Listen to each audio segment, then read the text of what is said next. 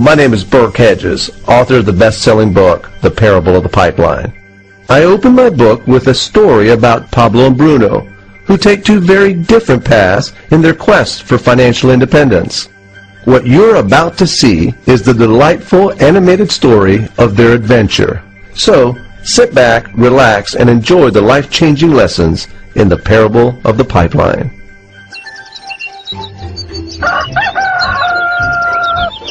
Far away, in a small village, near a beautiful valley, lived two friends, Pablo and Bruno. They were both young and dreamed of a better life for themselves.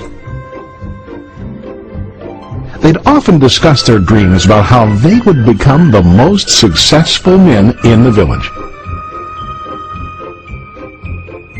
They weren't afraid of hard work, and they searched for opportunities to help realize their goals and achieve their dreams. One day, an opportunity presented itself.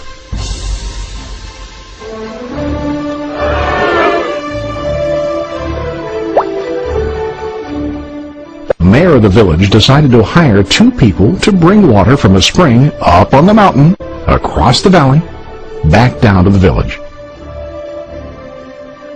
They were to be paid based on the amount of water delivered to the village. Bruno and Pablo enthusiastically got to work.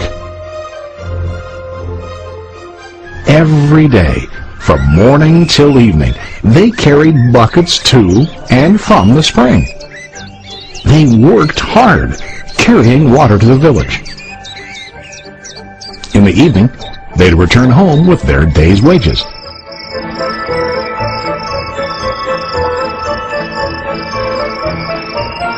Bruno was satisfied with his work and the money he earned. He was sure that with this work he could achieve his dreams. Bruno thought that to increase his wages he could use bigger buckets to bring more water each trip. He believed with a larger income he would soon be able to buy a cow and the house that he dreamed about.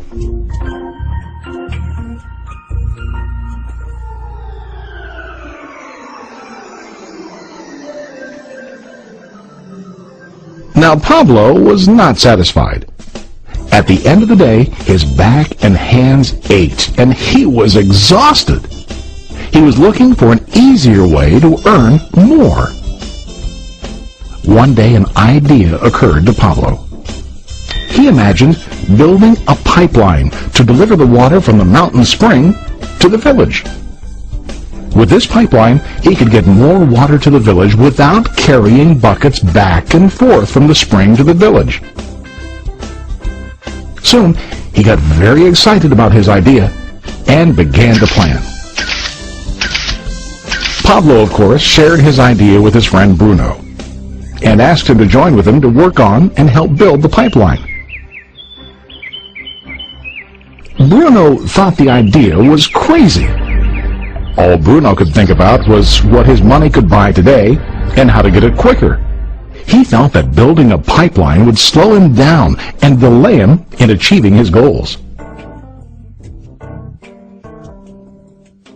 Instead, Bruno got bigger buckets and went more often back and forth, fetching water.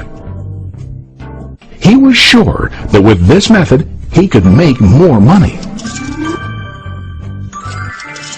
Pablo decided to build the pipeline on his own.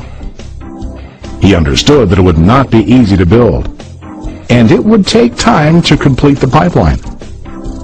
Pablo knew that it could take several years to finish, but he set his mind on his goal. Every day he worked and carried water like before. But on weekends and during his spare time, he worked hard to dig in the rocky soil and build his pipeline.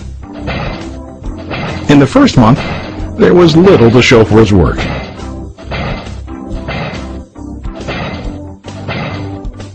Bruno and the villagers laughed and teased him. They called him Pablo the Pipeline Man. During this time, Bruno's income doubled. He already bought a cow and a bigger house. His lifestyle changed.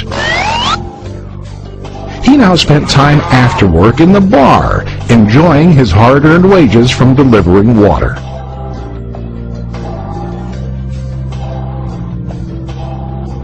What Bruno didn't realize was that his body was starting to stoop from carrying heavy buckets every day.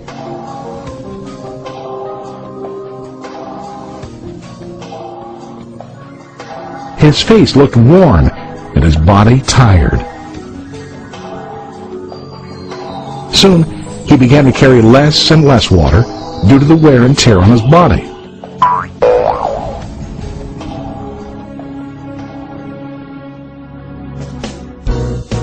Month after month, Pablo worked. Soon a year passed, and then a second year. Finally, Pablo finished his pipeline.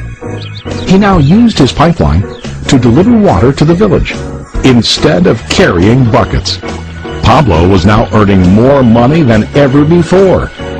The water continued flowing to the village, while Pablo wasn't working. While he slept and ate, the water flowed. Pablo was happy and proud of his insight, persistence, and hard work. Now his income flowed as long as the water flowed through his pipeline.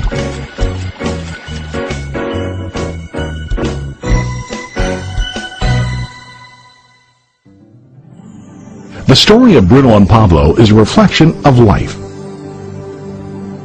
Their jobs symbolize what most people do to earn money. Bruno gets his money using buckets. He goes back and forth, carrying his buckets from the spring to the village in exchange for money. To increase his income, he either has to go more frequently to the spring or to use larger buckets. It's common in real life to increase our income by working harder. For example, working overtime or getting a second job. We also increase the size of our buckets by accepting a higher paying position, which often includes spending more time on the job. Most of us exchange time for money like Bruno. We know that every person has only 24 hours in the day and that it's not possible to use all our time to work. The most difficult time comes when we can no longer exchange time for money due to age, health, or other reasons. Then, our income stops. Now let's review what Pablo did. Very wisely, Pablo did not exchange all of his time for limited income, but he used some of his time to build a pipeline. He knew that the pipeline would bring ongoing income as long as the water flowed. An ongoing income that multiplied the time he worked each day. Pablo knew that someday, maybe because of age or health, he would no longer be able to exchange his available time for money. Pablo knew that if he could make his idea of a pipeline work, then he only has to do the hard work of building the pipeline. After the pipeline was completed, Pablo was able to monitor and maintain the flow of water to ensure that his income will continue. Pablo has shown us that to earn an income, we don't always have to directly exchange time for money. There really are better ways. How about you? Are you still like Bruno, who directly exchanges time for money? Or do you want to be like Pablo, building and maintaining a pipeline for ongoing income? If you are interested in the idea of building your own pipeline, contact the person who lent you this presentation. You can start building your pipeline today.